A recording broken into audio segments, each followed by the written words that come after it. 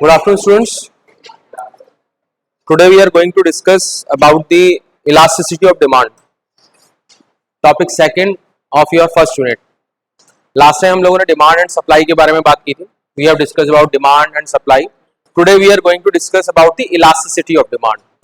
Actually, the law of demand or the demand concept tells us about the relationship between quantity demand and the other variables on which it depends, but it cannot from the demand relationship we are not able to get. We only know the direction कि wherever the price increases or decreases, quantity demand moves in the opposite direction. हमने discuss किया था कि price अगर बढ़ेगा तो quantity demand क्या होगी, डिक्रीज हो जाएगी as per law of demand. But there are two things because of which we are going to discuss, or we can say the two limitations of the demand concept for which we are going to discuss the elasticity concept.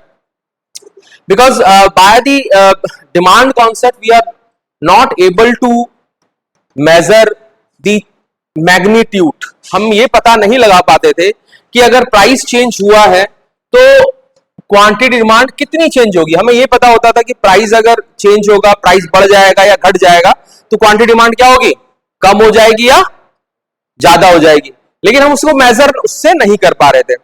दूसरी important बात थी कि उसका magnitude हम नहीं पता लगा पा रहे थे कि अगर 1% प्राइस चेंज होगा, परसेंटेज मतलब कि for example P1 price is 5 रुपए प्राइस है, क्वांटिटी Q1 डिमांड हो रही है 10 और प्राइस P2 क्या हो जाता है 7 रुपीज हो जाता है और Q2 क्वांटिटी 5 हो जाती है.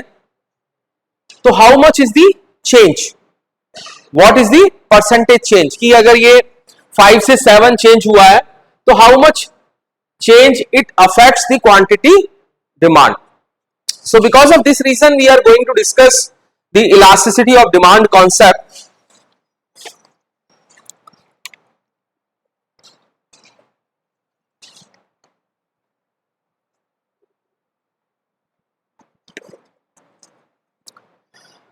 Elasticity of demand, by removing this limitation of demand concept, Marshall explained elasticity of demand concept by which we are able to measure the responsive change in quantity demand in relation to responsive change in other variables on which quantity demand depends. पढ़ा था हमने last time जो हमारी equation थी quantity demand की. Quantity demand is the function of Px, price of related commodity, income of the consumer, taste and preferences of the consumer. So इनमें से किसी में भी चेंज होने पर क्वांटिटी डिमांड में कितना परसेंटेज चेंज होगा, that is explain bye elasticity of demand concept. यहां पर हम केवल क्या देखते थे कि प्राइस में चेंज हुआ, क्वांटिटी डिमांड में उसके अपोजिट डायरेक्शन में चेंज हुआ. इस यहां इलास्टिसिटी डिमांड में हम लोग क्या चीज मेजर करेंगे कि अगर प्राइस में, जैसे प्राइस पहले 5 रुपए था और 7 रुपए हो गया तो कितने परसेंट हुआ, निकाल सकते हैं हम, कितना हुआ बताइए. मैं पहले प्राइस 5 रुपए था और बढ़ के 7 रुपए हो गया, कितने परसेंट प्राइस में चेंज हुआ, हाँ कैसे निकालेंगे हम.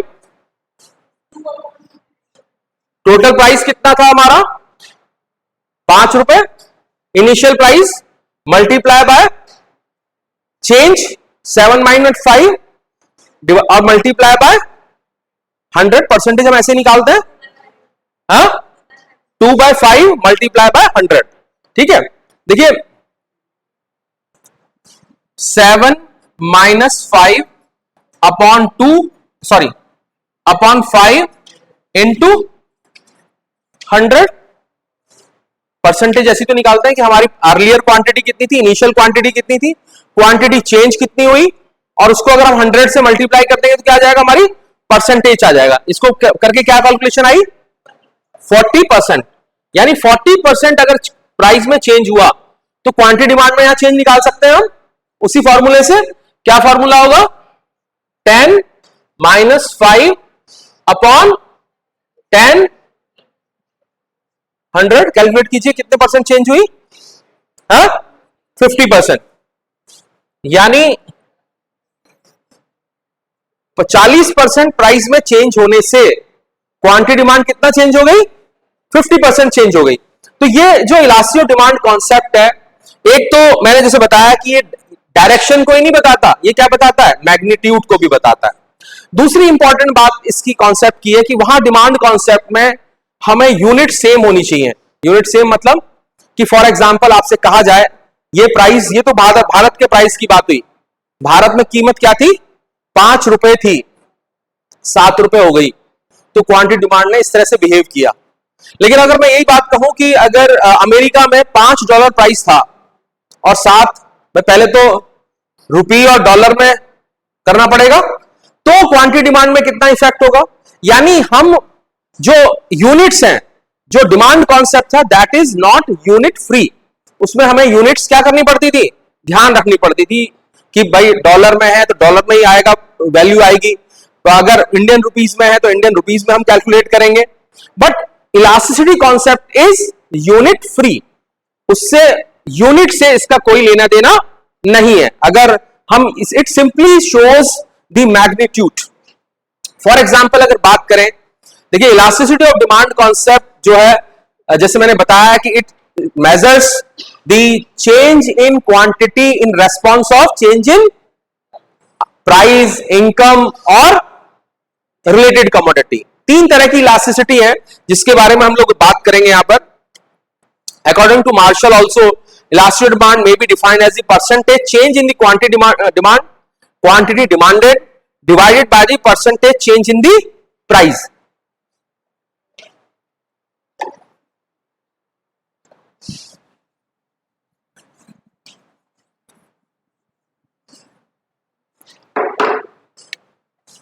क्या फॉर्मूला आया? EP, percentage change in quantity demand, percentage change in price, और जिसके बारे में भी हम लोग बात करेंगे। पहले हम प्राइस की बात कर, प्राइस इलास्टिसिटी ऑफ डिमांड की बात कर रहे हैं, that's why we take price. अब परसेंटेज कैसे निकालते हैं? हम इसका फॉर्मूला डिराइव कर सकते हैं। क्या फॉर्मूला डिराइव होगा? Delta Q upon Q D multiply by 100 divided by delta P upon P into 100। कर सकते हैं हम ऐसा? मैंने अभी आपको बताया परसेंटेज, आप जानते हैं परसेंटेज का मेथड, परसेंटेज कैसे कैलकुलेट की जाती है। यानी क्यूडी क्या है? इनिशियल क्वांटिटी डिमांड, और पी क्या है? Initial price. Delta Q delta P क्या है? Change in price and change in quantity demand. हम इसे रीअरेंज करेंगे, कैलकुलेट करेंगे, तो क्या आ जाएगा हमारा? Delta Q upon delta P into P upon Q. So this is the price elasticity of demand formula by which we can calculate the price elasticity of demand. There are 3 kinds of elasticity. One is price elasticity, second is income elasticity, and third is cross elasticity of demand, which are covered in this lecture. तो price elasticity में बताया the increase or decrease in quantity demanded due to increase or decrease in price is known as price elasticity of demand. Percentage change in quantity demand divided by percentage change in price. अब percentage change in price, अभी हमने यहां एक percentage calculate की थी हमने। अभी क्या कैलकुलेट आई थी परसेंटेज हमारी? प्राइस आया था 40% और सॉरी क्वांटिटी आई थी क्या? 50%, है ना? प्राइस 50% था और क्यू 40%। तो हम यहां फॉर्मूले में पुट कर सकते हैं वैल्यू। हमने डायरेक्ट परसेंटेज निकाल लिया था। क्या वैल्यू आ जाएगी? 40 डिवाइडेड बाय 50 क्या आ जाएगा? 0.8 आ गई।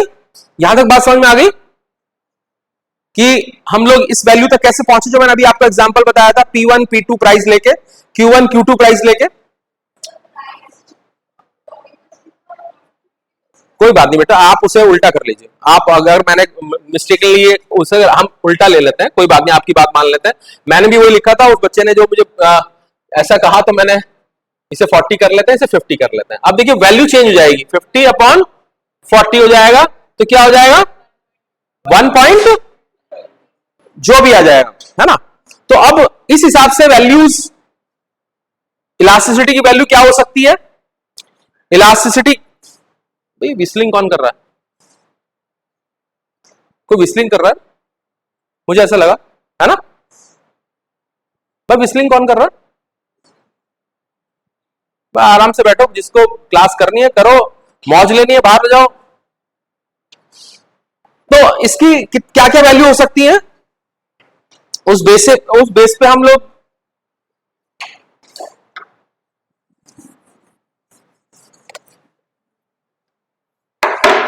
ईपी की वैल्यू क्या हो सकती है? 1 हो सकती है वीपी की वैल्यू, अभी हमने कैलकुलेट की है 1 पॉइंट समथिंग। तो उस हिसाब से ईपी की हम कुछ वैल्यूज हैं जो मान सकते हैं कि क्या क्या वैल्यूज हो सकती है। ईपी इक्वल्स टू 1 हो सकती है, ईपी इक्वल्स टू 0 हो सकती है, EP greater than 1, EP less than 1 और ईपी इक्वल्स टू, ये पॉसिबल वैल्यूज हो सकती हैं, इसके अलावा तो कोई वैल्यू हो नहीं सकती। जब ईपी की वैल्यू, ये क्या बता रहा है? EP greater than 1, EP 0। अब देखिए यहां 0 कब आएगा? अभी हमने फॉर्मूला लिखा हुआ है, percentage change in price, percentage change इन, क्या 0 हो जाए? है? जब ऊपर वाली वैल्यू क्या हो जाए? 0। जब नीचे वाली वैल्यू 0 हो जाएगी तो इंफिनिटी आ जाएगा, ऊपर वाली वैल्यू 0 हो जाएगी तो 0 हो जाएगा। और 1 कब आएगा? जॉन दोनों इक्वल होंगे, ठीक बात है। और लेस देन 1 ग्रेटर देन 1 कब आएगा? जब इसमें चेंज करेंगे और इसमें ज्यादा चेंज होगा तो क्या वैल्यू आएगी? मोर देन 1 आएगी। और जब इसमें चेंज करेंगे लेकिन इससे चेंज जो होगा, जो 40, जैसे क्या हुआ था अभी, हमने प्राइस में कितना चेंज किया? 40%, और क्वांटिटी में कितना? 50%। लेकिन उल्टा करते हैं इसे, क्या? प्राइस में 50% और क्वांटिटी में 40%, तो क्या आ गया था? 0.8 आ गई थी वैल्यू, लेस देन 1 आ गई थी। अब हमने उल्टा कर दिया, क्या उल्टा कर दिया? 50/40 कर दिया, तो वैल्यू 1 पॉइंट से ज्यादा आ गई। समझ में आ गई बात ये वाली? उसी बेसिस पर जब ईपी की वैल्यू ग्रेटर देन 1 होगी, तो इसी बेसिस पर हम, ये डिग्रीज है कुछ डिफाइन की गई है, perfectly elastic demand, perfectly in elastic demand, unitary elastic demand, more elastic demand और लेस इलास्टिक डिमांड। अब देखिए इसका क्या मतलब है, इलास्टिक, इन इलास्टिक, इसको हम कर्व से भी समझ सकते हैं।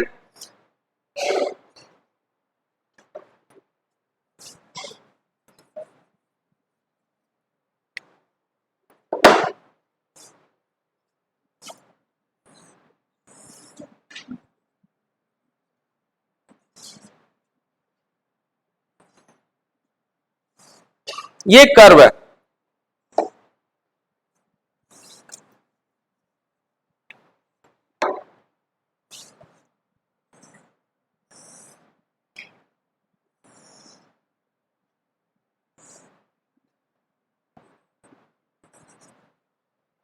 ये 90 डिग्री का एंगल है। ये कौन सा एंगल 90 डिग्री का है? ये वाला। तो ये वाला एंगल कितना हो जाएगा? 45 डिग्री का हो जाएगा।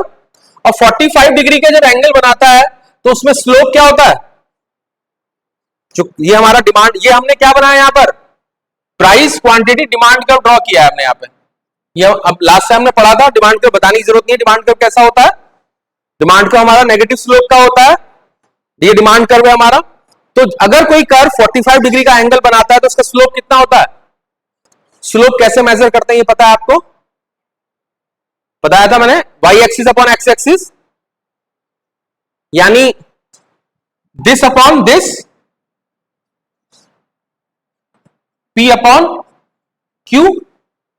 तो इसका जब 45 डिग्री का एंगल बना रहा है, इसका मतलब स्लोप क्या है इसका 1। तो 1 का मतलब क्या हुआ, यूनिटरी इलास्टिक डिमांड। अब यूनिटरी इलास्टिक का मतलब क्या हुआ कि अगर जितना चेंज अभी मैंने बताया था आपको, क्या बताया था मैंने, P1 Q1 P2 Q2, यानी जितना चेंज किसमें हो रहा है, प्राइस में हो रहा है, उतना ही क्वांटिटी में हो रहा है। इसका मतलब क्या हुआ, इलास्टिसिटी कितनी है हमारी 1 है।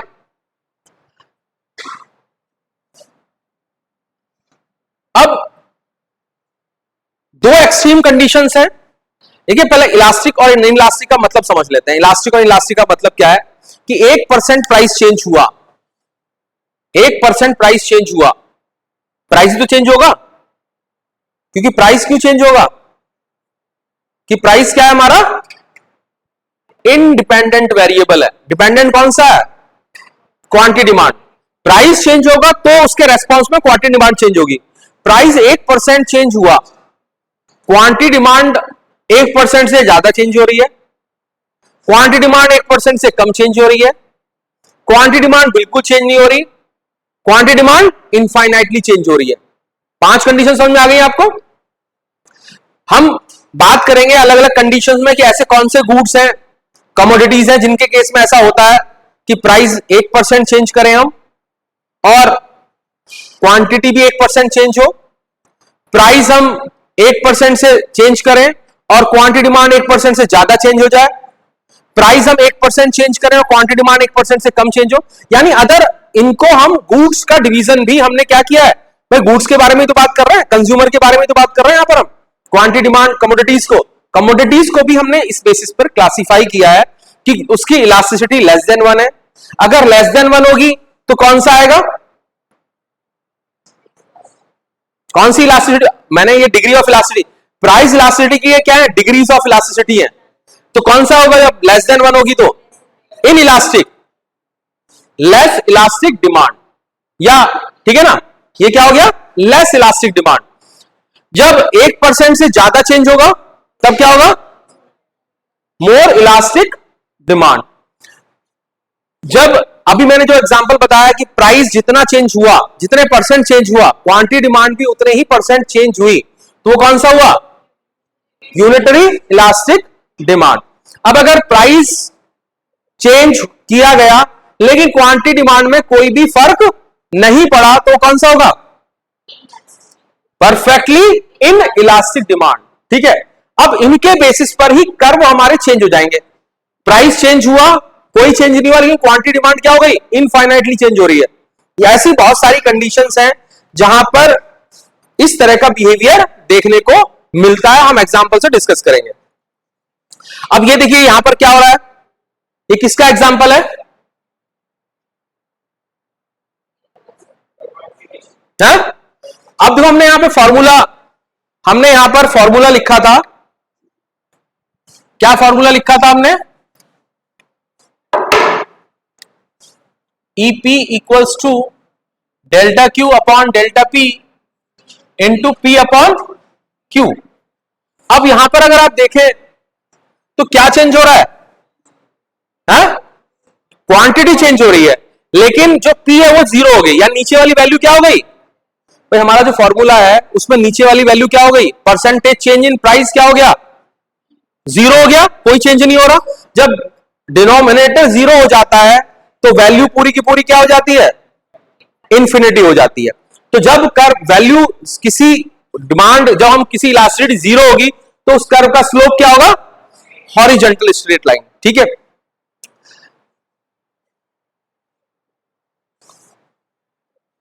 देन दो एक्सट्रीम कंडीशन पहले डिस्कस कर रहे हैं हम। एक तो स्ट्रेट लाइन मैंने बता दिया आपको, अब वर्टिकल, ये कर्व क्या है, वर्टिकल ही है, ये डिमांड कर्व है ये हमारा।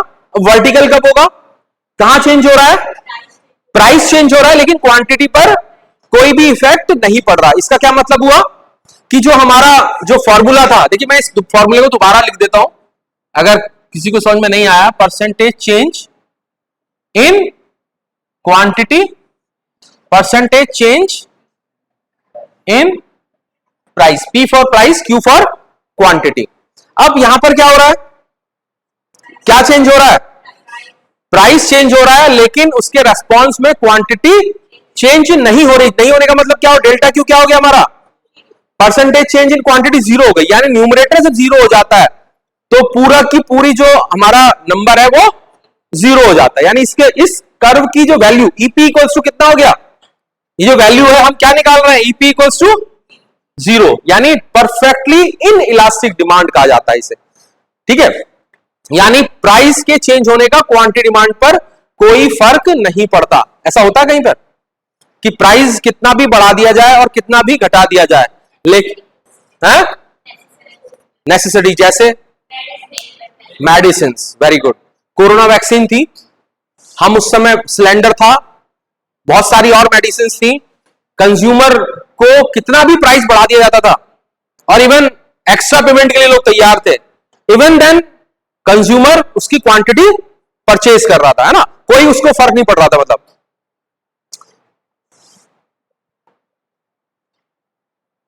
यूनिटरी इलास्टिक डिमांड,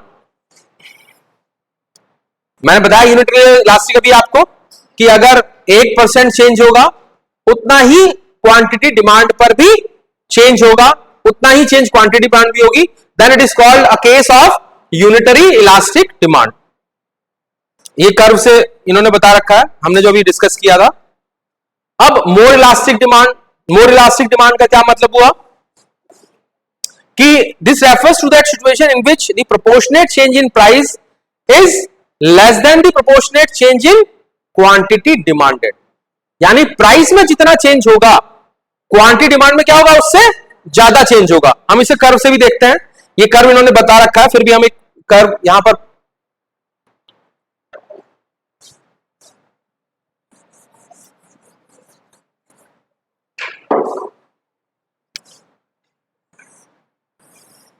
देखिए, मैंने अभी आपको एक कर्व बनाया था 45 डिग्री का एंगल, उसके पीछे पर्पस क्या था कि कोई भी एंगल अगर ये 45 डिग्री का है तो इसके अंदर जो कर्व होगा उसका एंगल कितना होगा, 45 से ज्यादा होगा, कम होगा, कम होगा, कम होगा, तो उसका स्लोप कितना होगा, 1 से कम हो जाएगा। वेरी गुड, है ना। और कोई कर्व अगर इसके राइट में होगा तो मोर देन 45 हो जाएगा, ज्यादा हो जाएगा, स्लोप की वैल्यू क्या हो जाएगी, ज्यादा हो जाएगी। इतनी बात समझ में आ गई। ज्यादा और कम का क्या मतलब है कि इलास्टिसिटी ज्यादा या कम, यहां से स्लोप की तो बात कर रहे हैं हम जो बात कर रहे हैं बार बार स्लोप की तो बात, स्लोप ही तो मेजर करते हैं, E P equals to 0, E P greater than 1, less than 1, तो हम इस फॉर्मूले से भी उसको कैलकुलेट कर सकते हैं। देखते हैं कैसे। आपको 45 डिग्री का एंगल ध्यान रखना है और उसके हिसाब से फिर ड्रॉ करना है। अभी हम बात कर रहे हैं किसकी, मोर इलास्टिक डिमांड की बात कर रहे हैं। इलास्टिक डिमांड के केस में क्या होगा कि जो हमारा डिमांड कर्व वो कैसा होगा, फ्लैट होगा थोड़ा।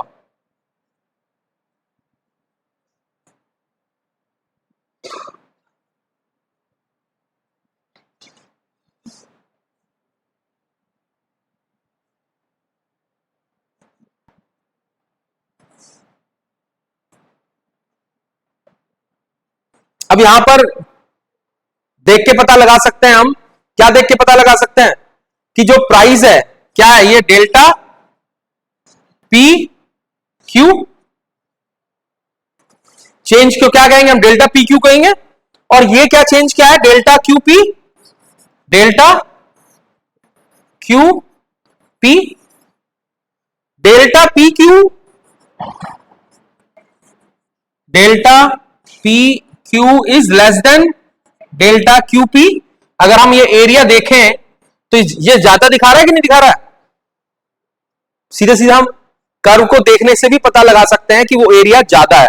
तो ज्यादा का मतलब क्या हुआ कि जितने परसेंट प्राइस में चेंज हुआ, क्वांटिटी डिमांड क्या हुई, उससे ज्यादा चेंज हो रही है, ठीक है। तो इलास्टिक के केस में ज्यादा चेंज होती है, इन इलास्टिक के चेंज में कम चेंज होती है।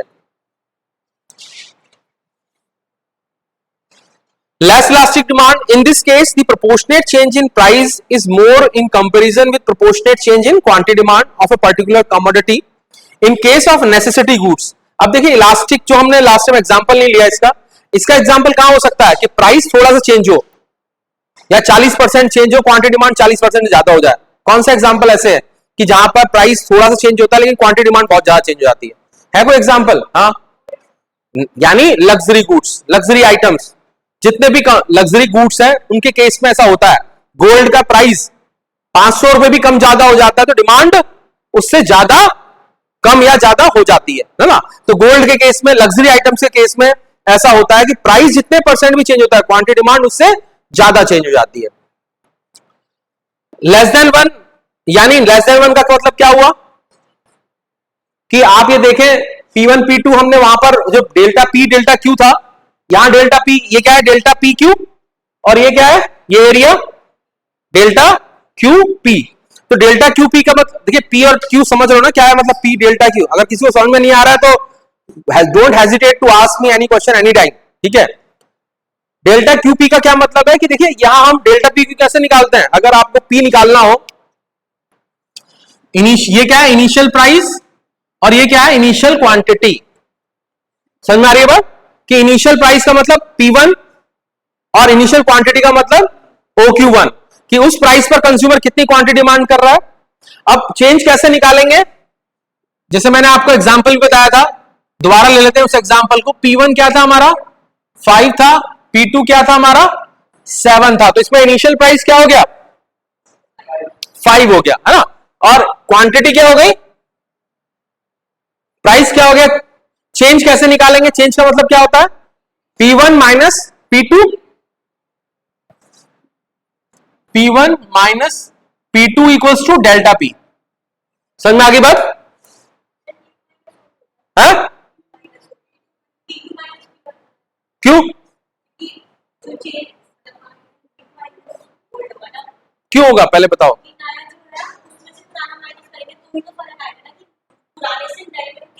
अगर हम पुराने में से नया माइनस कर दें तो क्या हो जाएगा, नेगेटिव आ जाएगा। ये मैं जानना चाहता था। देखिए इलास्टिसिटी की जो वैल्यू है वो क्या होती है, नेगेटिव होती है। समझ में आ गई बात। But to remove some ambiguities we avoid the minus sign, right. अब आप जैसे भी करें, आप सपोज आप बिल्कुल सही कह रही हैं, हम जैसे भी करें आंसर नेगेटिव ही आएगा। कैसे नेगेटिव आएगा कि आपने कहा सर 7 में से 5 माइनस करेंगे, बिल्कुल ठीक बात है, क्योंकि अगर नहीं करेंगे तो नेगेटिव आ जाएगा। हम इसे थोड़ी देर के लिए दोबारा देख लेते हैं। यहां पर P1 क्या था 5 था और Q1 क्या था, Q1 हमारा 10 था और Q2 हमारा क्या हो गया था, कम हो जाएगा, ऑब्वियस सी बात है। तो या तो नेगेटिव यहां आएगा या तो नेगेटिव यहां आएगा, आएगा कि नहीं आएगा। हम इनकी बात मान लेते हैं कि सर चूंकि चेंज कैसे निकालेंगे, P2 से माइनस करेंगे तो हम यहां से माइनस कर लेते हैं। अगर हम यहां भी अगर वही काम करेंगे तो नेगेटिव यहां भी आ जाएगा, आ जाएगा नहीं आ जाएगा। यानी इलास्टिसिटी की वैल्यू हम कैसे भी करें तो नेगेटिव ही आनी है। अब ये नेगेटिव साइन क्या है, एक प्रॉब्लम क्रिएट करता है। क्या प्रॉब्लम क्रिएट करता है, ये प्रॉब्लम ये क्रिएट करता है कि मान लें कि कोई वैल्यू आ गई हमारी कितनी -3 और एक वैल्यू आ गई हमारी -2, which one is greater,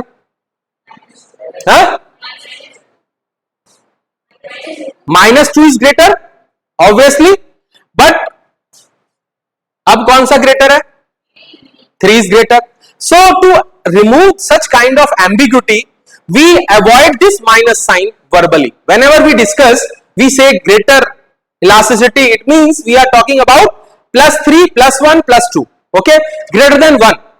When we are saying it is less, it means we are talking about less than 1, less than point में जो भी आ जाए 0 तक, ठीक है। तो हम माइनस साइन को अवॉइड करते हैं। तो ये एक बहुत इंपॉर्टेंट बात है जो आपको पता होनी चाहिए कि इलास्टिसिटी की जो वैल्यू होती है वो नेगेटिव होती है, but to remove the ambiguities and certain kinds of discussions हम उस माइनस साइन को अवॉइड कर देते हैं। This method is called percentage method of calculation of elasticity demand. ये बहुत सारे मेथड्स हैं जो जिसमें कि हम इलास्टिसिटी को कैलकुलेट करते हैं। This method is called percentage method. ये मेथड कब यूज किया था, जब चेंज बहुत स्मॉल होता है। जब चेंज बहुत ज्यादा होता है then we use a method that is called point elasticity method.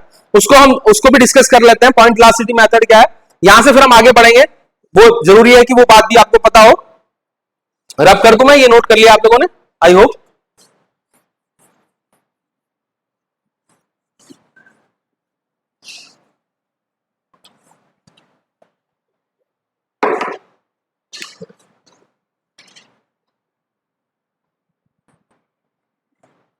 Point elasticity method of measuring elasticity of demand. ठीक है, अब हमारा फॉर्मूला क्या था? हमारा फॉर्मूला था delta Q upon delta P into P upon Q. Attendance किसके पास है? सर्कुलेट हो गई सबके पास? सबने कर दी साइन? बस इनका रह गया। अब हम इसमें क्या, अब देखिए इस प्रॉब्लम को रिजॉल्व करने के लिए, प्रॉब्लम क्यों आ रही थी कि जो है ज्यादा कौन सा है कम कौन सा है, अगर हम दो डिफरेंट वैल्यू आ जाएंगे, है ना। अगर हम डेल्टा क्यू मतलब क्या है? P1 माइनस P2 और सॉरी Q1 माइनस Q2 और P1 डेल्टा P क्या है? P1 minus P2। P और Q की प्रॉब्लम है, P और Q की प्रॉब्लम कैसे कर सकते हैं हम? एवरेज लेके हम इसे रिमूव कर सकते हैं। क्या एवरेज लेके? P1 plus P2 divided by 2, Q1 plus Q2 divided by 2। कर सकते हैं ये प्रॉब्लम रिजॉल्व? अब कर लीजिए, अगर आप दोबारा कैलकुलेट करेंगे उसी मेथड से।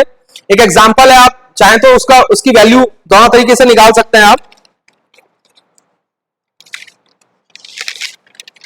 लिखिए, क्वेश्चन लिख लीजिए, आपको और क्लियर हो जाएगा।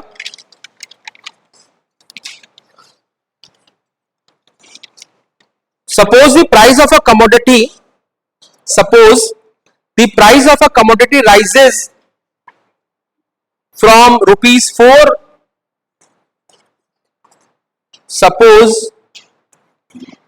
price of a commodity rises from ₹4 to ₹6 per unit, full stop, and as a result quantity demand falls from 120 units to 80 units. P1 equals to ₹4, P2 equals to 6 unit, Q1 equals to 120 units and Q2 equals to 80 units. अब आपको इसके answer निकालना है, पहले percentage method लगाना है। भूल जाओ अभी, अब ये मैंने क्या लिखा हुआ ऊपर मेथड, पहले आपको परसेंटेज मेथड लगाना है सिंपली।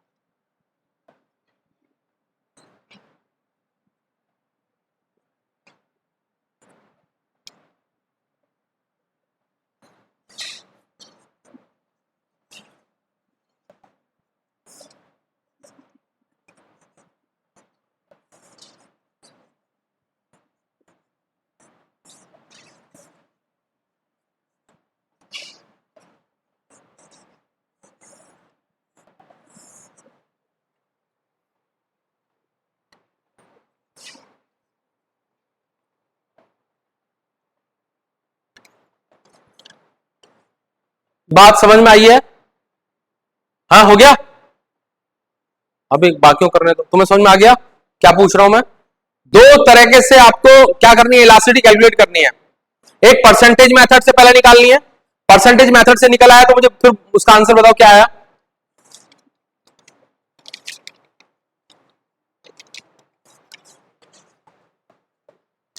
परसेंटेज मेथड का फॉर्मूला ये वाला है, 0. Very good. अब पॉइंट क्लास उससे निकालो, है 0.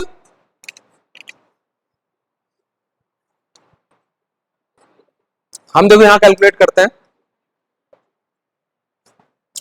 पहले P1 क्या है हमारा, 4 और 6 है, यानी 6 माइनस 4 अपॉन 4। Q2 क्या, ये क्या आ जाएगा, 6 माइनस 4 अपॉन 4, 2/4 यानी 1/2। 1/2 क्या आ गया हमारा, प्राइस चेंज डेल्टा पी। अब Q क्या है हमारा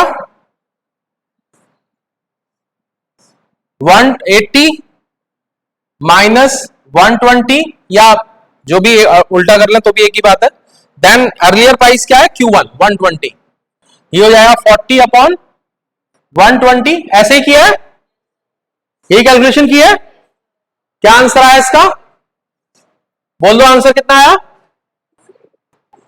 0.33 0.33 किया। कैलकुलेशन करो, जो जिन्होंने नहीं भी किया है वो भी, अगर समझ में नहीं आया तो समझ लो, ठीक है।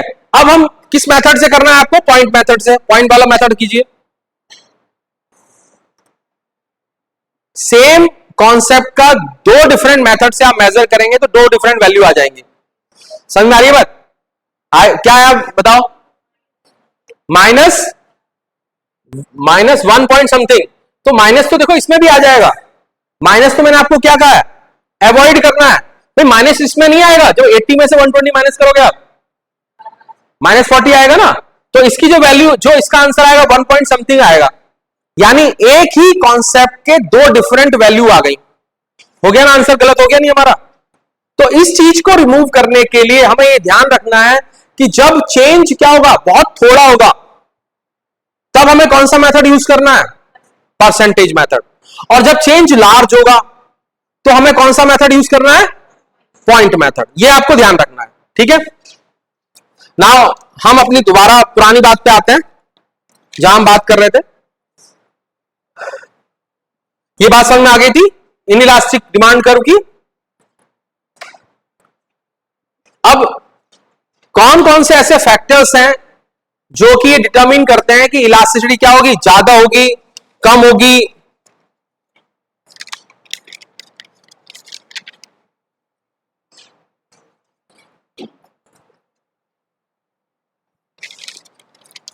कौन कौन से, वो हमने क्या किया, क्लासिफाई कर दिया कमोडिटीज को on the basis of elasticity. It is not possible to classify goods according to the nature of their demand and lay down rigid rules to determine whether demand in any particular case is elastic or inelastic. We can only formulate some general rule in this connection. We know that elasticity is relative. Relative means it's not absolute, it's in response. Relative concept है ये, absolute concept नहीं है। It's for one person or at one price, हाँ जी, fluctuate हो रहा है, अब आगे आप तो, फॉर वन पर्सन और at one place the demand में be elastic, and for another person and और at another place it may be inelastic. होता ऐसा नहीं होता। फूड नेसेसिटी है, बिल्कुल सही बात है ना, लेकिन किसी के लिए उसकी इलास्टिसिटी डिफरेंट हो सकती है, नहीं हो सकती है। चाय की बात करें हम, चाय गरीब आदमी के लिए उसकी इलास्टिसिटी क्या है, कम है, ज्यादा है, कम ज्यादा का क्या मतलब है, कम ज्यादा का मतलब अभी तक समझ नहीं पाया आप लोग। कम ज्यादा का मतलब है कि प्राइस में चेंज किया जाए। प्राइस उसका आज 10 रुपए की चाय मिल रही है, कल 12 रुपए की मिलनी शुरू हो जाए, कितना परसेंट चेंज हुआ, 20% चेंज हो गया। तो क्या डिमांड उसकी 20% से ज्यादा चेंज होगी, 20% से कम चेंज होगी, 20% से कम होगी? कौन बोल रहा है कम होगी? अरे मैं कोई पनिशमेंट इस बात के लिए नहीं देने वाला हूं कि आपने रॉन्ग आंसर दिया है। पहली बात तो ये समझ लो कि अगर आप गलत बोल दोगे तो उसके लिए कोई पनिशमेंट होने वाली नहीं है। कम होगी मतलब, कम होने का मतलब क्या हुआ कि जो चाय पीता है क्या वो कम चाय पीना शुरू कर देगा? नहीं करेगा ना, वो तो चाय उतनी पिएगा। यानी लेकिन जो मिडिल इनकम या हाई इनकम ग्रुप में कहें हम, उनको कोई फर्क पड़ेगा? यानी उनकी इलास्टिसिटी क्या है चाय के लिए? ज्यादा है ना। लेकिन उसकी इलास्टिसिटी गरीब आदमी के लिए क्या है? कम है। तो इलास्टिसिटी क्या है? एक रिलेटिव कॉन्सेप्ट है, एब्सोल्यूट कॉन्सेप्ट नहीं है। यानी हम ये फॉर्मूला नहीं बना सकते कि इसके लिए इलास्टिसिटी ज्यादा होगी, इसके लिए इलास्टिसिटी कम होगी। ये कुछ फ्लक्चुएट कर रहा है, क्या प्रॉब्लम है इसके? ये लास्ट टाइम प्रॉब्लम कर रहा था।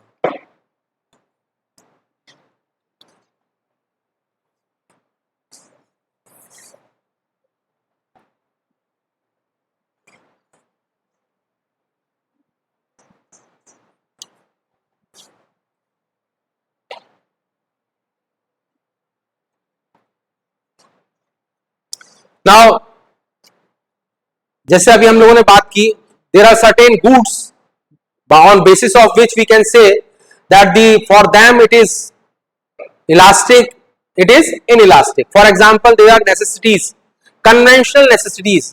क्या है? We must buy fixed quantities of such goods, whatever the price.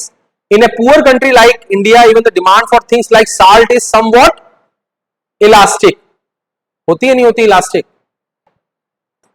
Salt के लिए, साल्ट मैंने अभी आपको चाय का एग्जांपल दिया, अब साल्ट का बताओ, साल्ट का क्या केस होता है? साल्ट का, साल्ट का दाम है जरूरी होता है। तो अगर साल्ट का दाम मान लो कितने का पैकेट आता है साल्ट का? 20 रुपीज का, है ना? अगर उसका प्राइस 22 हो जाए, कितने परसेंट चेंज हुआ है? 10%। अब 10% चेंज होने पर आपकी डिमांड उसके लिए क्या होगी? क्या आप कम खरीदेंगे? क्या आप ज्यादा खरीदेंगे? क्या करेंगे आप? उतना खरीदेंगे, है ना? यानी क्या हुई? इलास्टिसिटी इनइलास्टिक हुई, इनइलास्टिक हुई ना भाई। 20% चेंज प्राइस में हुआ, क्वांटिटी चेंज नहीं हो रही है, कम चेंज हो रही है, तो इनइलास्टिक हो गया ना, सीधी सीधी बात। देखो बार बार समझो बात को कि जितना भी चेंज प्राइस में होगा, अगर उससे कम चेंज क्वांटिटी में होगा, इट मींस इलास्टिसिटी कम है। हम जब कम बात कर रहे हैं तो क्या इलास्टिसिटी कम है? लेस देन 1, ग्रेटर देन 1 भूल जाओ, फिलहाल इलास्टिसिटी कम है। और जब हम कहें प्राइस क्या है, जितना प्राइस चेंज हुआ है उससे ज्यादा क्वांटिटी चेंज हुई है, तो इसका मतलब क्या हुआ? इलास्टिक है। तो साल्ट के केस में गरीब लोगों के लिए it's a elastic, it's a demand for them, salt is elastic. ठीक है कि भाई गरीब आदमी है, सपोज साल्ट का दाम किन्हीं कारणों से 20 रुपए का पैकेट 10 रुपए में मिलने लगे, अटेंडेंस दे दीजिए, है ना? 20 रुपए का पैकेट 10 रुपए में मिलने लगे, कितने परसेंट चेंज हुआ? हाँ,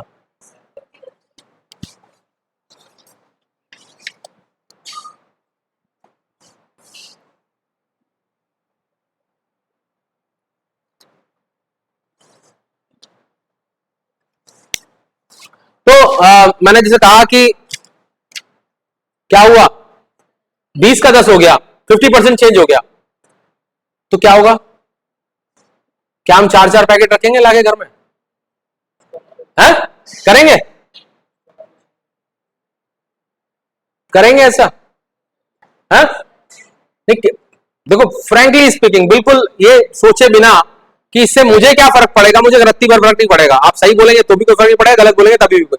हाथ खड़े करिए एक बार कि कितने लोग ये समझते हैं कि अगर साल्ट का दाम आज 20 रुपए है और 10 रुपए हो जाए तो हम जो है 2 पैकेट फालतू खरीद के लाएंगे, 1 और 2 और कोई सपोर्ट नहीं कर रहा, है ना?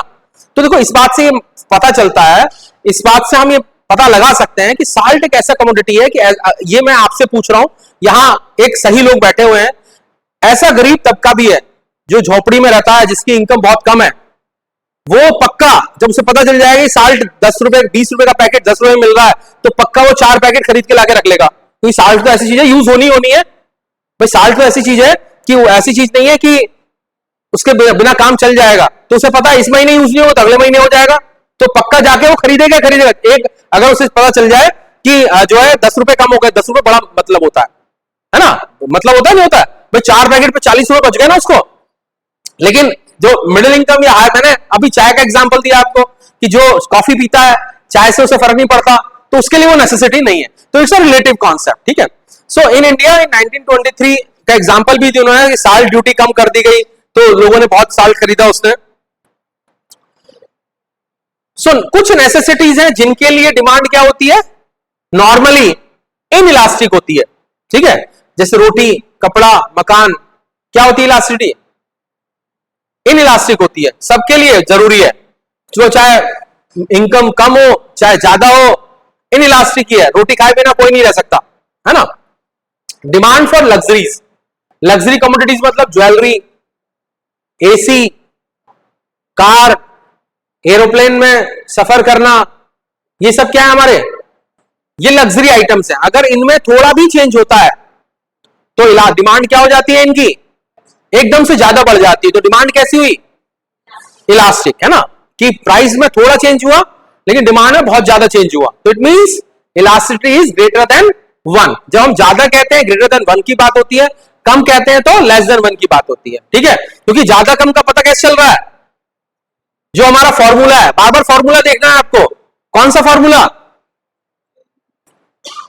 परसेंटेज चेंज इन प्राइस नीचे है और परसेंटेज चेंज इन क्वांटिटी ऊपर है। तो जब नीचे वाले में ज्यादा चेंज होगा तो वैल्यू कम आएगी, और जब ऊपर वाले में ज्यादा चेंज होगा तो वैल्यू ज्यादा आएगी। तो आपको सीधा सीधा अगर आप फॉर्मूले का ध्यान रखेंगे तो आप कभी भी इसमें कंफ्यूजन नहीं होगा कि ज्यादा का मतलब क्या है और कम का मतलब क्या है, ठीक है। देखो पीछे ये दोनों, हाँ भाई तुम दोनों क्या चल रहा है, आराम से बाहर जाओ, और जो वीडियो कुछ देख रहे हो तुम बैठ के दोनों, मैं देख रहा हूं, आप कुछ कर नहीं रहे तुम, आ जाओ आगे, आ जाओ आगे बढ़ो, तीनों उठो वहां से, आगे आ जाओ।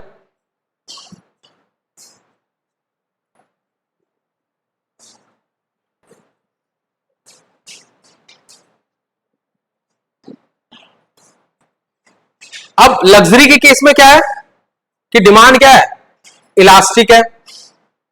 लग्जरी कमोडिटी में मैं बताया कि अगर गोल्ड का प्राइस 500 रुपए भी, 50,000 का रेट चलता है नॉर्मली, अगर उसका 500 भी घट जाता है तो भी उसकी डिमांड 5,000, 50,000 का 500 बहुत स्मॉल परसेंटेज है, लेकिन डिमांड क्या होगी, ज्यादा बढ़ जाएगी।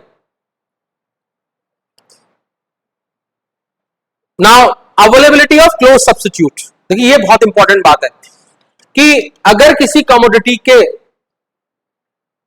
सब्स्टिट्यूट मार्केट में ज्यादा है तो इलास्टिसिटी क्या होगी, हा? सोचो क्या होगी। आप मार्केट में गए, क्या लेने, प्याज लेने, और एक बार गए आप मार्केट में वेजिटेबल लेने, प्याज घर में खत्म हो गई है, प्याज लेनी ही लेनी है, प्याज का सब्स्टिट्यूट है कोई नहीं है, तो प्याज का जो भी दाम होगा आप खरीद के लाएंगे। लेकिन वेजिटेबल लेने गए आप लेने गए सपोज गाजर, गाजर का दाम बढ़ा हुआ था, क्या करेंगे आप, सब्स्टिट्यूट कर देंगे नहीं कर देंगे, तो क्या किसमें तो क्या इससे क्या पता चला, बिल्कुल सही बात है, आप सब्स्टिट्यूट कर देंगे। तो इलास्टिसिटी किस केस में ज्यादा हुई और कम हुई, वेरी गुड, ज्यादा हुई, ठीक है ना, कि प्राइस में थोड़ा भी चेंज होगा प्याज के में, या ज्यादा भी चेंज होगा, तभी भी आप क्या करेंगे, ज्यादा खरीदेंगे, मतलब क्योंकि उसका सब्स्टिट्यूट अवेलेबल नहीं है। लेकिन और वेजिटेबल्स के सब्स्टिट्यूट अवेलेबल है, जैसे ही उसका प्राइस चेंज होगा आप सब्स्टिट्यूट कर देंगे उसके दूसरे चीपर सब्स्टिट्यूट के लिए। Now fraction of the income spend on any commodity, और एब्जॉर्ब भी कह सकते हैं, कि जो कमोडिटी जितनी ज्यादा इनकम खर्च करवाती है, या ऐसे कहें कि बजट में हम अपने बजट में जिस भी कमोडिटी पर जितना ज्यादा खर्च करते हैं उस पर भी इलास्टिसिटी डिपेंड करती है।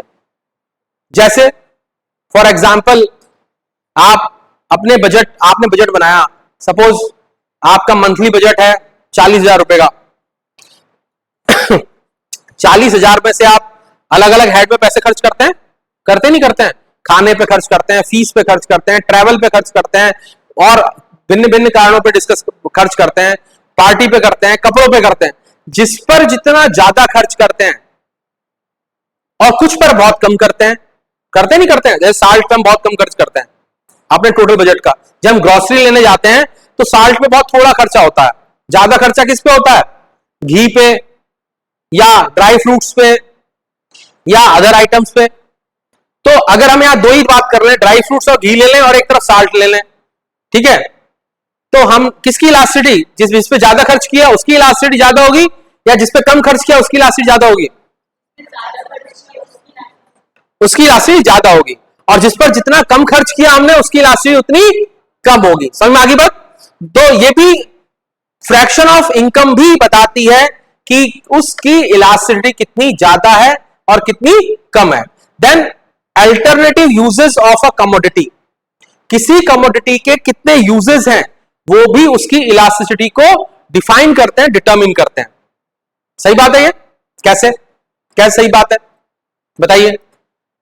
किसी कमोडिटी का कोई यूज नहीं है और किसी कमोडिटी के बहुत सारे यूज हैं, तो इलास्टिसिटी क्या, जिसकी ज्यादा यूज है उसकी इलास्टिसिटी ज्यादा होगी, या जिसका कोई यूज नहीं है या बहुत कम यूज है उसकी इलास्टिसिटी ज्यादा होगी? जिसका कम यूज है उसकी इलास्टिसिटी उतनी कम होगी, और जिसके जितने ज्यादा यूजेस हैं, अब जैसे सपोज करो दूध है, दूध के मल्टीपल यूजेस हैं, अब जैसे ही दूध का दाम बढ़ जाता है और दूध का दाम कम हो जाता है, यूजेस चेंज हो जाते हैं, दूध के नहीं हो जाते हैं? क्या यूजेस चेंज हो जाते हैं?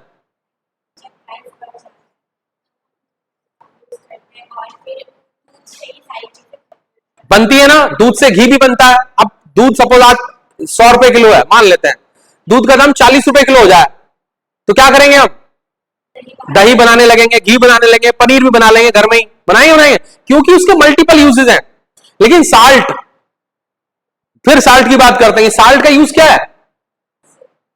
सिर्फ खाने में यूज करना है, तो उसे उसकी इलास्टिसिटी कम है, और जिसका जितना ज्यादा यूज है उसकी इलास्टिसिटी उतनी ज्यादा है। आप और भी एक्सेप्शन हो सकते हैं, बाकी आप इसे अगर इन जनरल देखेंगे तो आप इससे पता लगा सकते हैं। टाइम पीरियड, टाइम पीरियड जानते हैं आप क्या होता है? समय। हम नॉर्मली समय को 3 समय में डिवाइड करते हैं, शॉर्ट रन, लॉन्ग रन और मीडियम रन। शॉर्ट रन और लॉन्ग रन की बात करते हैं, मीडियम रन को हटा देते हैं, क्योंकि अभी हम जब प्रोडक्शन की बात करेंगे तो वहां शॉर्ट रन और लॉन्ग रन की बात की जाएगी। तो शॉर्ट रन वो टाइम पीरियड होता है जब, देखिए, किसी भी कमोडिटी को, हाँ कोई बोल रहा कुछ, कौन सा होता है?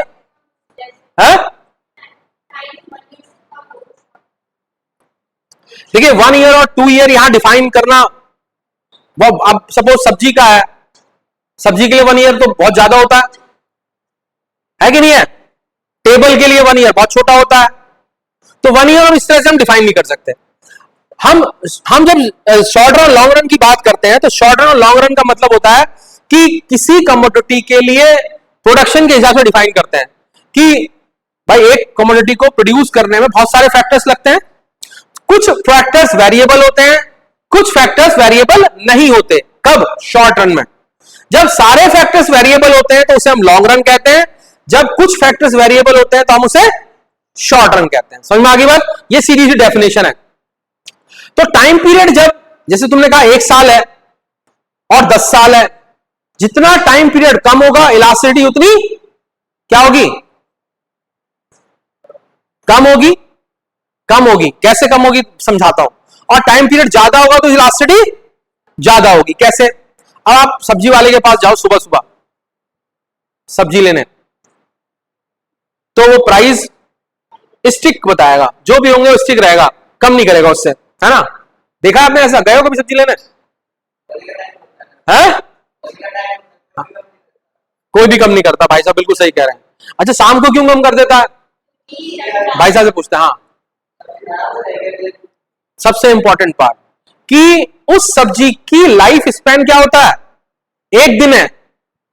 सुबह उसने 20 रुपए बताए, तो एक तो बॉनी होनी है उसकी, दूसरा उसे पता है कि ये चला भी जाएगा तो भी मेरे पास शाम तक है, मैं शाम तक बेच लूंगा। लेकिन जब हम शाम को जाते हैं उसके पास तो बॉनी तो हो चुकी होती है उसकी। अब क्या चाहिए होता है उसे? उसे ये चाहिए होता है कि कैसे ही स्टॉक को मैं सोल्ड आउट कर दूं, नहीं तो कल इसके दाम आधे हो जाएंगे, अगले दिन सुबह क्या हो जाएंगे? उसके दाम आधे हो जाएंगे, क्योंकि उसका जो टाइम स्पैन है, लाइफ है, वो बहुत शॉर्ट होती है। अब दूसरी तरफ दूसरी बात करें, टेबल की बात कर लेते हैं कि टेबल की दुकान पे फर्नीचर लेने गए हम, चाहे हम सुबह चले जाएं चाहे हम शाम को चले जाएं, वो प्राइस जो है वो ही रहेंगे, फिक्स रहेंगे, चाहे बॉनी हो रही हो उसकी चाहे बॉनी ना हो रही हो उसकी, वो उसी रेट पे देगा। क्यों? क्योंकि स्लाइस स्पैन इसका लंबा है। तो टाइम पीरियड बहुत इंपॉर्टेंट फैक्टर है जो कि डिसाइड करता है कि इलास्टिसिटी ज्यादा है या कम है। अब बात करते हैं इनकम इलास्टिसिटी ऑफ डिमांड। देखिए इनकम इलास्टिसिटी ऑफ डिमांड बहुत इंपॉर्टेंट कॉन्सेप्ट है, ये रब कर दो, आप लोगों ने नोट कर लिया होगा।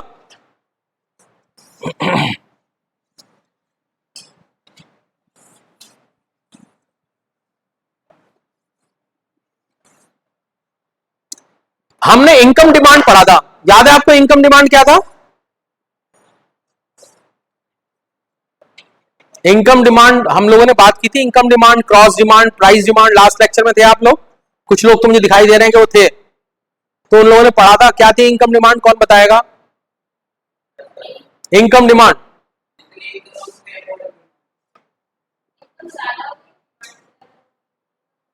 वेरी गुड, मैंने बताया था। प्राइस डिमांड का मतलब क्या था कि प्राइस के एज पर प्राइस डिमांड ज्यादा या कम होना। इनकम मतलब इनकम बढ़ेगी तो क्या होगा? डिमांड बढ़ेगी। इनकम कम होगी तो डिमांड घट जाएगी।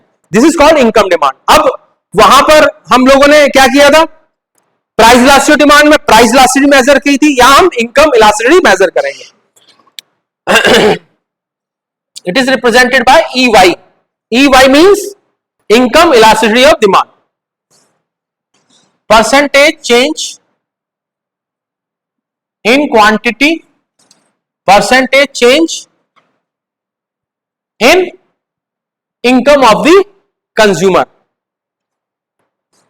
इसका फॉर्मूला भी ड्राइव कर सकते हैं हम। कैसे ड्राइव कर सकते हैं? Delta Q upon Q multiply by 100 upon delta Y upon Y into 100, it's equals to delta Q upon delta Y into Y upon Q।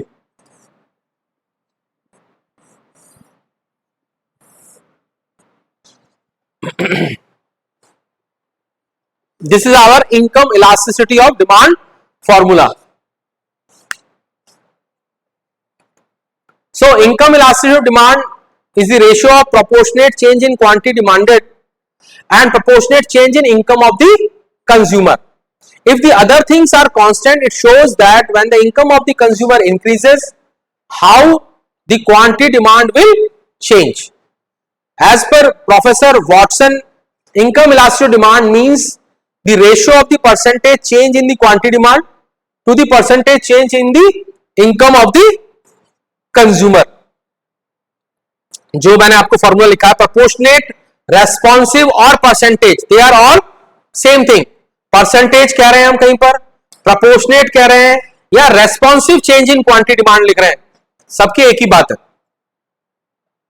ये जैसे मैंने अभी ड्राइव किया है, इन्होंने फॉर्मूले से ड्राइव करके बता रखा है। Now positive income elasticity of demand, negative income elasticity of demand और zero income elasticity of demand.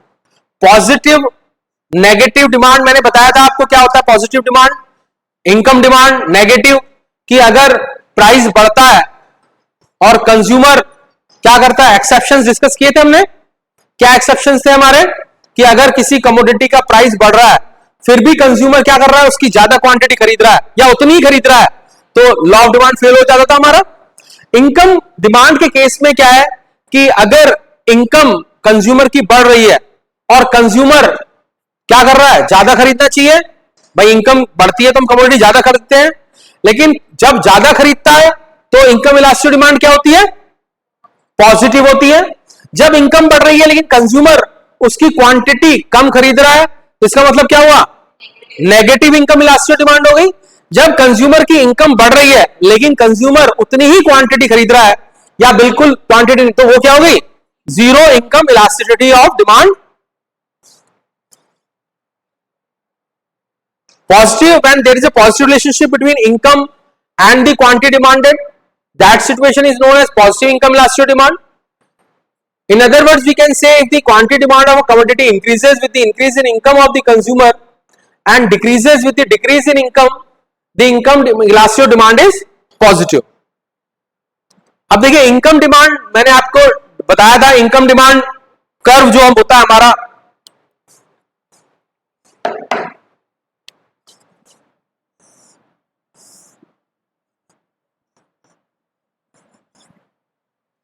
Quantity demand और इनकम, पॉजिटिव रिलेशनशिप था हमारा जो डिमांड कर्व था वो कैसा था, अपवर्ड स्लोप था।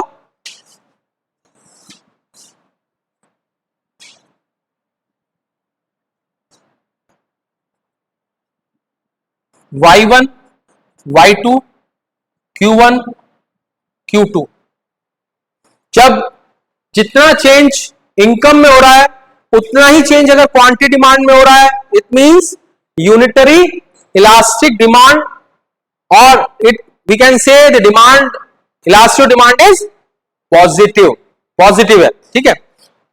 और जब नेगेटिव इनकम इलास्टिक डिमांड का क्या मतलब है, when there is a negative relationship between increase in income of the consumer and quantity demand of a particular commodity, that situation is known as negative income elasticity of demand. If the income of the consumer increases but the quantity demand of a particular commodity decreases, and with the decrease in income the quantity demand increases, the income elasticity of demand said to be negative. कैसे, कब होता है ऐसा, इन inferior goods. मैंने आपको बताया था exceptions of, हमने डिमांड पढ़े थे तो उसमें मैंने बताया था कि in case of inferior goods, जो लोग गिवन गुड्स का एग्जांपल दिया था मैंने आपको कि those goods which are inferior और are of inferior quality are consumed by the poor individuals, और those who has less income belongs to lower income group, है ना। तो उनकी अगर इनकम क्या होगी, बढ़ेगी, तो क्या करेंगे, उन इंफीरियर गुड्स को, अगर मैं ये वाला कर्व आपका जो हमने यहां ड्रॉ किया है, इसमें यहां हम दोबारा इसे ड्रॉ करें, यहां ये जो क्यू है वो कौन सी गुड है, इंफीरियर गुड है, और यहां इनकम है, तो जो हमारा डिमांड कर्व है वो क्या हो जाएगा, बैंड हो जाएगा। जैसे जैसे इनकम बढ़ेगी कंज्यूमर क्या करेगा, उस कमोडिटी का कंजप्शन कम कर देगा। क्यों कम कर देगा, क्योंकि उसकी बेटर, उसके पास इनकम अब ज्यादा है, वो बेटर क्वालिटी या सुपीरियर कमोडिटी को अफोर्ड कर सकता है, कंज्यूम कर सकता है, that's why. So it should be noted that those goods और commodities which have the negative income effect, quantity demand decreases with the increase in income of the consumer, are known as inferior goods। यानी inferior goods के case में जो income elasticity है वो negative होती है।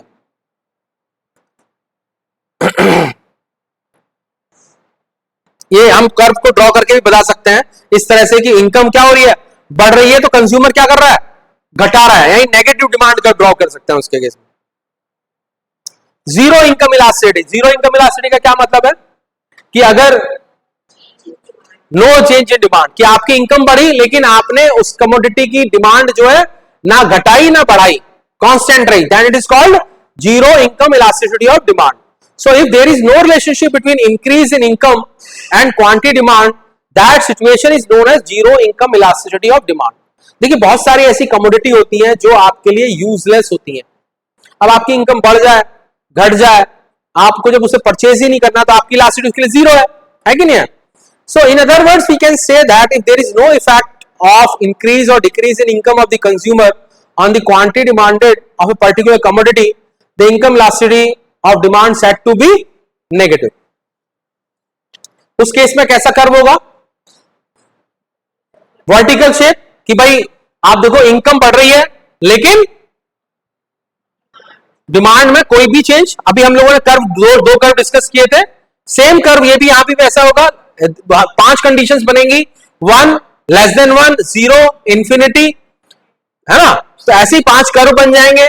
इस केस में चूंकि y में चेंज हो रहा है, q में कोई भी चेंज नहीं हो रहा, तो जो ऊपर वाली हमारी जो इक्वेशन है वो क्या है, 0 हो गई है।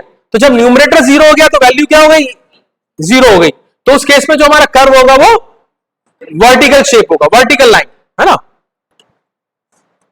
Now degrees of income elasticity demand, unity, less than unity, greater than 1।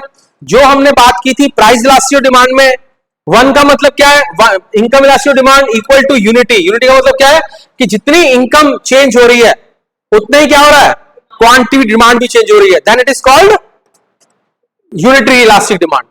और अगर मोर देन यूनिटी है, मोर देन यूनिटी का मतलब क्या है कि कंज्यूमर की 10% इनकम चेंज हुई, क्वांटिटी डिमांड 10% से ज्यादा बढ़ गई कंज्यूमर की, then it is called more than unity, ठीक है, या उसे इलास्टिक डिमांड भी हम कह सकते हैं। लेस देन यूनिटी का मतलब क्या है कि 10% इनकम बढ़ी और डिमांड उससे कम बढ़ी, then it is called less than या इन इलास्टिक डिमांड या लेस देन यूनिटी। क्योंकि यहां जो डिवीजन लाइन है वो कौन सी है, 1, 1 से ज्यादा, 1 से कम या 1, तो हम डिवाइड करते हैं कि इलास्टिक है, इन इलास्टिक है, यूनिटरी है। यूनिट का मतलब बता दिया हमने, when the proportionate change in quantity demand is just equals to the proportionate change in income, in that situation the income elastic demand equal to unity. More than unity का मतलब क्या है कि जब इनकम में 10% चेंज हुआ और quantity demand में प्रोपोर्शनेट चेंज ज्यादा हो रहा है, it is called more than unity. Less than unity का मतलब क्या हुआ कि हम उसे कर्व से ही बता सकते हैं, आप समझो, देखिए एक इन सारी सिचुएशंस को एक कर्व से हम एक्सप्लेन कर सकते हैं। कैसे एक्सप्लेन कर सकते हैं,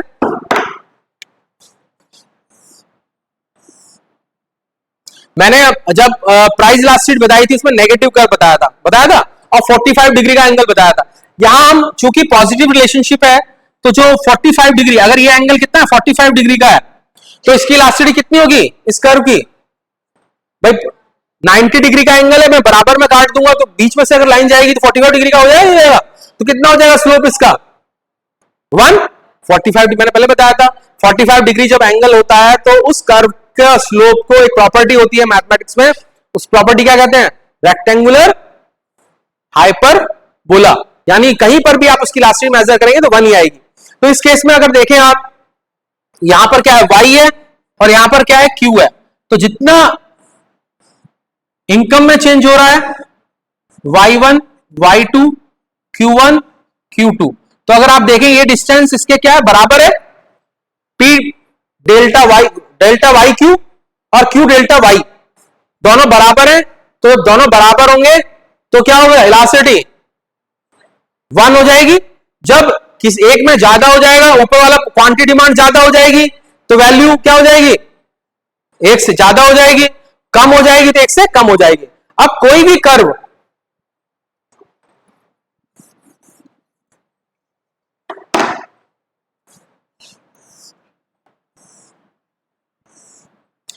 कर्व इसके इस साइड में बनेगा और कोई भी कर्व इसके इस साइड में बनेगा, क्या होगा, किसकी इलास्टिसिटी कितनी होगी,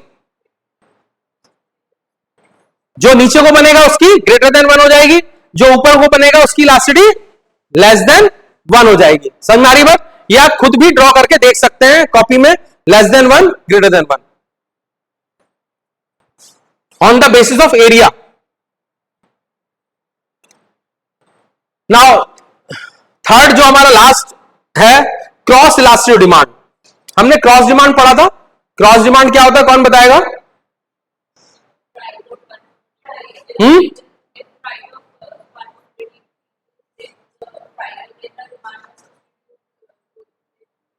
सीधी सीधी बात यह है कि एक कमोडिटी का प्राइस चेंज करते हैं और उसकी डिमांड नहीं देखते, क्या करते हैं, सब्स्टिट्यूट गुड्स की डिमांड पर क्या इफेक्ट पड़ता है, this is shown by cross demand. तो यहां पर वो कॉन्सेप्ट किसमें चेंज हो गया, क्रॉस इलास्टिसिटी ऑफ डिमांड।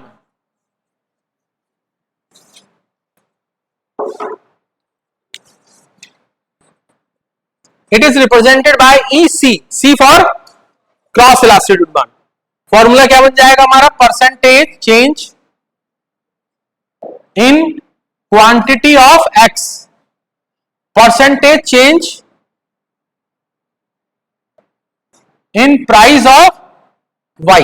मान लेते हैं दो कमोडिटी है X और Y, Y का प्राइस चेंज हो रहा है तो X की क्वांटिटी पर क्या इफेक्ट पड़ेगा, this is explain by cross elasticity of demand. इसका फॉर्मूला ड्राइव कर सकते हैं हम लोग, कैसे आ जाएगा formula, EC equals to delta Q X upon Q X multiply by 100 upon delta P Y upon P Y into 100, rearrange करेंगे क्या आ जाएगा, delta Q X upon delta P Y into P Y upon Q X आ जाएगा। ये Q X का मतलब क्या है, क्वांटिटी ऑफ एक्स कमोडिटी, और पी वाई का मतलब क्या है, प्राइस ऑफ वाई कमोडिटी। हम नॉर्मल लाइफ में भी इसका एग्जांपल देख सकते हैं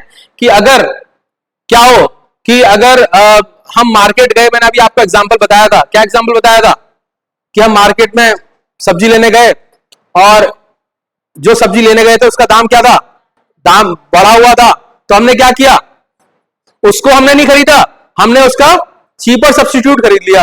तो that is what explain by cross elasticity of demand formula.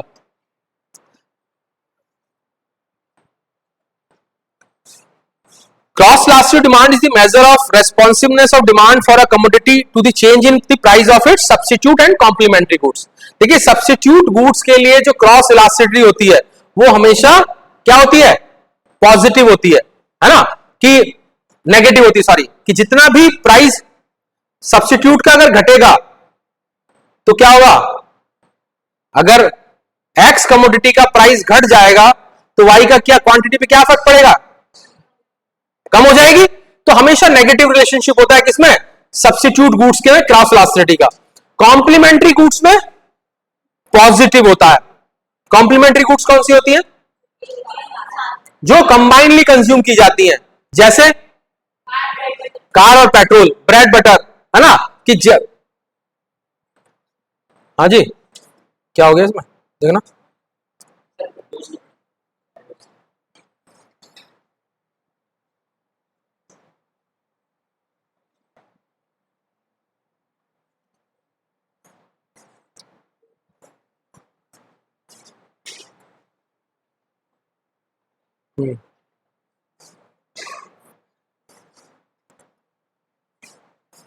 तो कॉम्प्लीमेंट्री गुड्स के केस में क्या है, पॉजिटिव होती है, और सब्स्टिट्यूट के गुड्स के केस में क्रॉस इलास्टिसिटी नेगेटिव होती है हमेशा, ठीक है। It is more important to note here that when two goods are substitute for each other their demand has a positive cross elasticity of demand because increase is the price of one increases the demand for the other, but the demand for complementary goods has negative cross elasticity, ठीक है।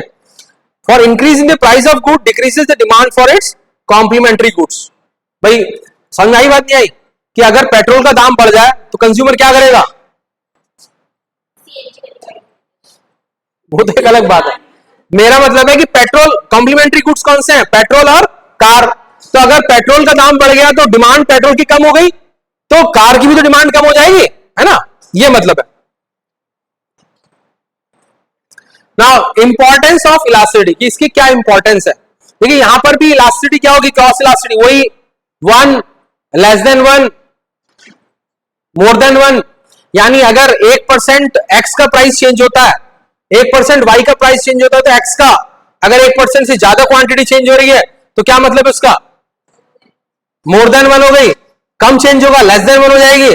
जितना price, हाँ, अगर बराबर होगा तो unitary हो जाएगी। ना इंपॉर्टेंस ऑफ इलास्टिसिटी, इसकी क्या क्या इंपॉर्टेंस है।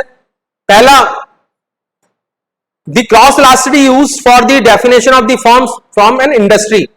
देखिए जब हम लोग मार्केट की बात करेंगे, मार्केट हम पढ़ेंगे, हम लोग market monopoly, perfect competition, monopolistic, जो नॉर्मली मार्केट सिचुएशन होती है जहां पर बहुत सारे प्रोड्यूसर्स होते हैं, उनके प्रॉफिट मैक्सिमाइजेशन कंडीशंस क्या होती हैं, वो कितना प्रोडक्शन करते हैं, तो उसको डिफाइन करने में भी क्रॉस इलास्टिसिटी का यूज होता है। Then income elasticity, some important uses of income elasticity demand are as follows, like estimating future demand. Income elasticity can be used to estimate the future demand. Defining the nature of goods, की necessity है, luxury है, जो income बढ़ रही है, आप ज्यादा consume कर रहे हैं तो लग्जरी कमोडिटी है, इनकम घट रही है और आप कम कंज्यूम कर रहे हैं या उतनी ही कंज्यूम कर रहे हैं तो कौन सी कम नेसेसिटीज के केस में कोई फर्क नहीं पड़ेगा। तो हम इनकम इलास्टिसिटी के बेसिस पर हम नेचर ऑफ कमोडिटी को डिफाइन करते हैं। अब बहुत इंपॉर्टेंट चीज है कि इलास्टिसिटी एंड प्राइसिंग, कि अगर डिमांड इलास्टिक है तो कंज्यूमर के एक्सपेंडिचर पर क्या फर्क पड़ेगा। हम इसे इस तरह से डिस्कस करेंगे कि एक्सपेंडिचर की बात हो रही है तो किसकी बात हो रही है, कंज्यूमर की बात हो रही है, कंज्यूमर एक्सपेंडिचर करता है। और अगर हम ये बात करें किसके लिए, फर्म के लिए, तो उसके लिए रिवेन्यू की बात हो जाती है ना, कि फर्म का रिवेन्यू पे क्या फर्क पड़ेगा। तो यहां टेबल पे बताया हुआ भी है कि अगर डिमांड इलास्टिक है और परसेंटेज चेंज इन क्वांटिटी, इसका मतलब क्या हुआ, percentage change in quantity is greater than percentage change in price, तो एक्सपेंडिचर पे क्या होगा, a given percentage rise in price will be more than offset by a larger fall in quantity. हम इसे ऐसे समझते हैं,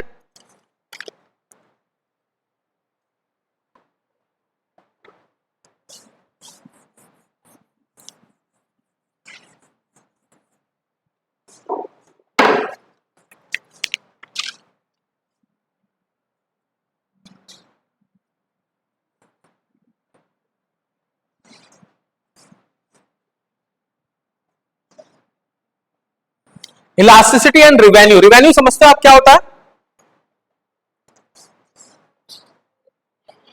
रिवेन्यू मतलब जो फर्म होती है उसने, आपने सपोज करो कि 10 यूनिट बनाई, आपने कितनी बनाई, 10 यूनिट थी आपके पास, आपने उसको 2 रुपए पर यूनिट के हिसाब से बेच दिया, कितना रिवेन्यू हुआ, कितनी इनकम अर्न की आपने, 20 हुई। सीधी सीधी बात भाई कि आपके पास आपने 10 यूनिट बनाई थी और उनको 2 रुपए पर यूनिट के हिसाब से बेच रहे हो, तो P into Q equals to total revenue, ऐसे तो निकालेंगे। हम इसे टोटल एक्सपेंडिचर भी कह सकते हैं, कह सकते हैं नहीं कह सकते हैं, कि मेरे पास मैंने 10 कमोडिटी खरीदी, 100 रुपए थे, मैंने 10 कमोडिटी खरीदी, किस भाव से, 2 रुपए के भाव से, तो कितना एक्सपेंडिचर हुआ, 2 मल्टीप्लाइड 10। तो अगर हम इसे रिलेशनशिप हम इलास्टिसिटी के बेस पर रिवेन्यू को भी मेजर कर सकते हैं। कैसे मेजर कर सकते हैं, जिसे मैंने आपको फॉर्मूला बताया रिवेन्यू का, क्या फॉर्मूला बताया आपको, प्राइस मल्टीप्लाई बाय क्वांटिटी। अब मान लीजिए हम P को कैसे बता रहे थे, चेंज इन प्राइस को कैसे बता रहे थे, P प्लस डेल्टा P, और Q को कैसे बता रहे थे, चेंज इन क्वांटिटी को, इसे हम ऐसे भी लिख सकते हैं R dash Q plus delta Q। या समझ में आ रही है बात ये वाली, कि प्राइस चेंज हुआ, पहले प्राइस क्या था, P था, फिर प्राइस क्या चेंज हो गया, डेल्टा P हो गया। पहले क्वांटिटी Q थी, फिर क्वांटिटी डेल्टा Q चेंज हो गई। पहली वाली इक्वेशन को ही मैंने दोबारा लिखा है, मैंने कुछ नहीं किया, पहले R रेवेन्यू था, अब क्या हो गया, R डैश हो गया। तो हम यहां पर डेल्टा R निकाल सकते हैं, कैसे निकालेंगे, R डैश माइनस R निकाल सकते हैं।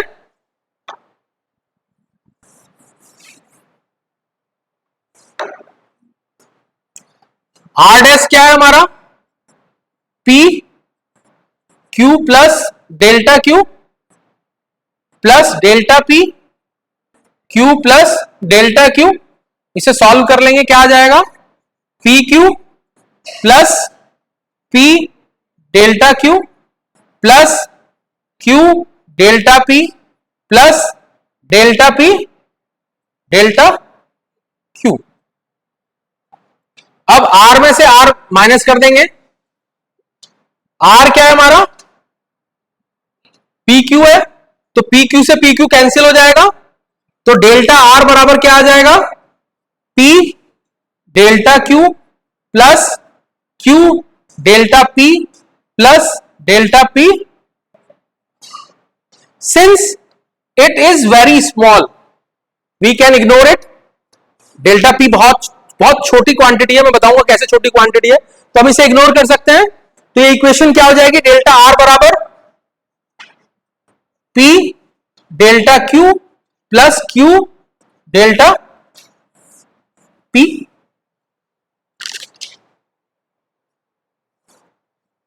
अब हमारा इसका पर्पस क्या था, हम ये जानना चाहते थे कि रिवेन्यू पर प्राइस चेंज का क्या फर्क पड़ेगा, जानना चाहते थे नहीं चाहते थे।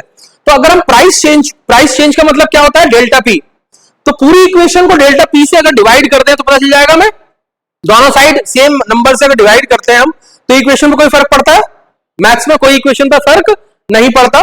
तो हम यहां इस इक्वेशन को डेल्टा क्या करते हैं, डिवाइड करते हैं डेल्टा पी से। तो ये क्या हो जाएगा, delta R divided by delta P बराबर P delta Q divided by delta P plus Q delta P divided by delta P. क्या आ जाएगा, delta R upon delta P बराबर P delta Q upon delta P plus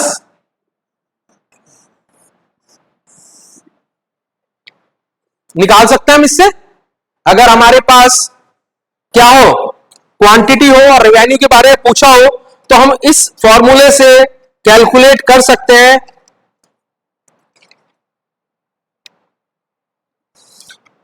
और इसे rearrange करेंगे तो हमारी फाइनल इक्वेशन जो आ जाएगी, ऊपर वाले सारा ऊपर नोट कर लिया आपने, रब कर दूं। अगर इस इक्वेशन को रीअरेंज किया जाएगा तो it will become delta R upon delta P equals to Q 1 plus P upon Q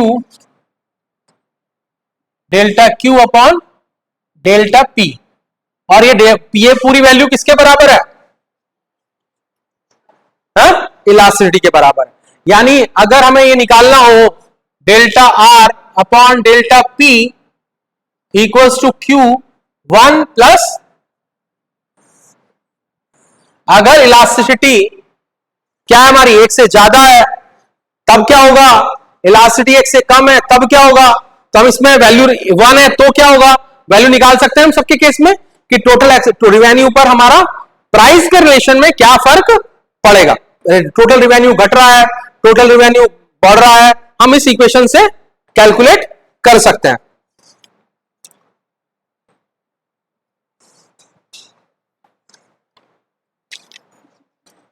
अब देखिए, रब कर दूं मैंने, ये आपने नोट कर लिया। मैंने यहां पर, हाँ कर लीजिए, नोट कर लीजिए।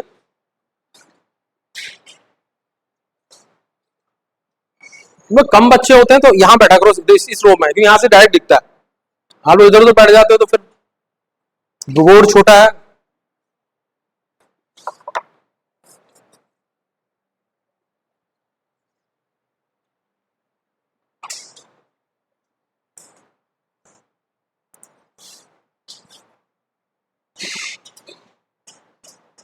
हो गया। अब देखिए, मैंने अभी आपको बताया था कि हमने इसको फिगर से ही फिगर आउट कर सकते हैं।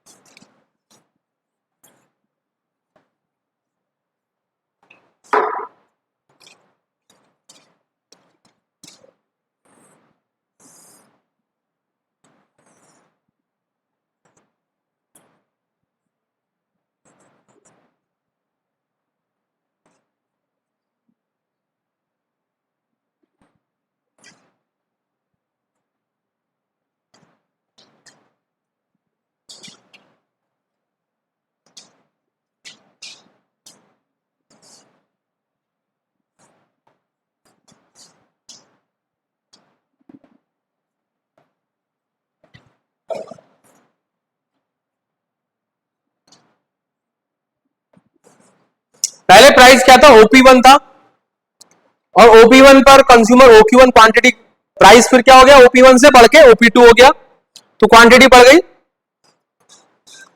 अब ये जो पोर्शन है हमारा, ये पोर्शन क्या दिखाता है, डेल्टा पी क्यू। कैसे दिखा रहा है डेल्टा पी, देखिए OQ1 multiply by delta P, OP1 minus OP2। तो ये वाला पोर्शन आ जाएगा, कौन सा पोर्शन आ जाएगा, this portion P1 P2 BE आ जाएगा नहीं आएगा। ये पोर्शन कौन सा है, Q2 EA Q1 यहां क्या आ जाएगा, delta Q delta P delta Q, कि पी कांस्टेंट है लेकिन क्यू क्या हो रहा है, चेंज हो गया है। समझ में आ रही है बात ये वाली? ये जो पोर्शन, कौन सा portion, Q2 E A Q1, Q2 E A Q1 equals to P delta Q। अब एक इसमें ये पोर्शन बच गया BEA, बच गया BEA नहीं बच गया। अब ये BEA क्या था हमारा, जो हमने इग्नोर कर दिया था, क्या इग्नोर कर दिया था हमने, delta P delta Q। In comparison to the other changes it is very small, so that's why we have ignored this amount। हमने क्या किया उसे इसीलिए इग्नोर कर दिया था कि अगर आप देखें तो ये जो एरिया है इन दोनों के कंपैरिजन में क्या है, बहुत छोटा सा है, तो इसीलिए हमने इस इक्वेशन में यहां पर डेल्टा पी डेल्टा क्यू को क्या किया था, इग्नोर कर दिया था। मेरे साथ समझ में आ गई बात आपको? अगर किसी को कोई डाउट है तो पूछ सकता है यहां तक। देन हाँ लिख लो, नोट करो। नाउ जिस तरह से इलास्टिसिटी ऑफ डिमांड है उसी तरह से क्या है, इलास्टिसिटी ऑफ सप्लाई है। सप्लाई क्या बताता था हमारा सप्लाई कर्व,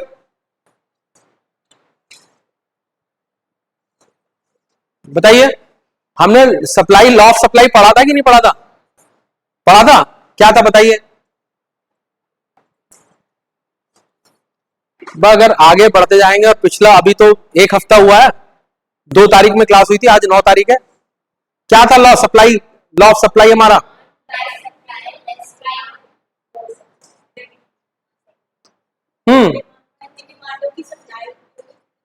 सप्लाई की बात, डिमांड का कहां से आ गई, केवल सप्लाई की बात कर रहे हैं हम यहां पे। Very good. सब relationship between price and quantity supplied is explain by law of supply, कि अगर प्राइस क्या हो रहा है, बढ़ रहा है, तो क्या कर रहा है प्रोड्यूसर, फर्म क्या कर रही है, ज्यादा सप्लाई कर रही है ना। This is what explain by law of supply. इसी हम अब इसे उसी मैग्नीट्यूड को मेजर करने के लिए जो कॉन्सेप्ट यूज किया गया, that is called elasticity of supply. Likewise, price elasticity of supply, we calculate the price elasticity of supply as the percentage change in quantity divided by the percentage change in price.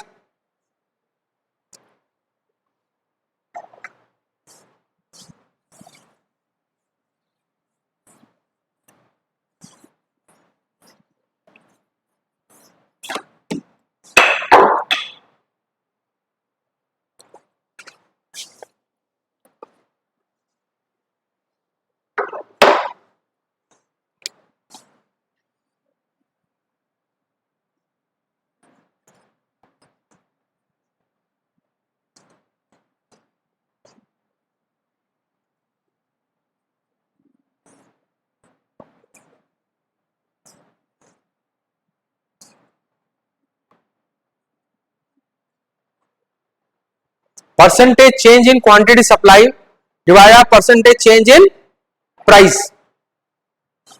इसका हम formula भी drive कर सकते हैं, कैसे drive कर लेंगे, delta Q S upon Q S multiply by 100 upon delta P upon P into 100।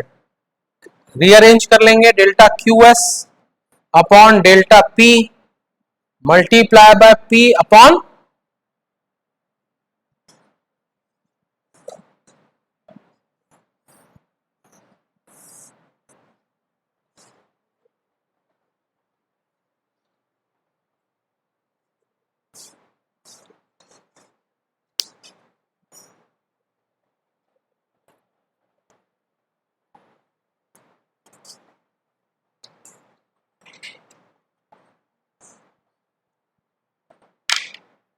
Thank you.